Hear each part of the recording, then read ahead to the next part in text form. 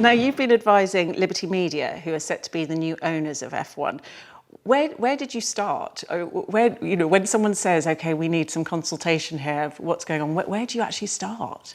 I was approached to help them understand Formula 1 a bit more. So literally, it's been a series of meetings and reviews with chief executives to answer questions and let's say present a picture of Formula 1 so they have as good an understanding of Formula 1 as they can.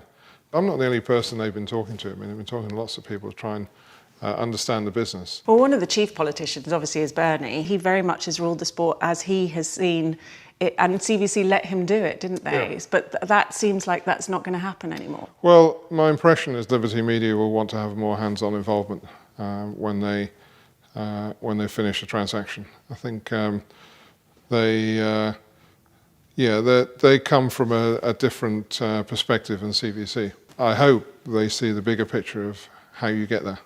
And it's not just in getting the best price to sell a race to a country or broadcasting rights, it's the whole thing. And so I think there is this opportunity for change. I think if Liberty Media come in and take the same approach that's happened in the last few years, then the sport will stay the same. So, but I'm hopeful that won't be the case. And as we were saying about Bernie as well, a lot of it's in his head, isn't it? Because he does those deals, those handshake deals that he's always done for the last 40 odd years.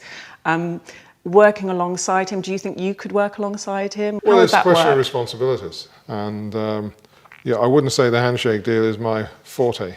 And what Bernie has not been overly involved in the past few years is let's say, the technical and sporting side of the sport. And I think the commercial rights holder has quite a big contribution to make to that, because you've got the FIA, the governing body, making sure the sport is regulated properly. You've got the teams who want to win races. And you need somebody whose role it is to make sure that the sport is entertaining and viable for the fans. And I think more could be done on that side. I think that's the area that for sure could be improved.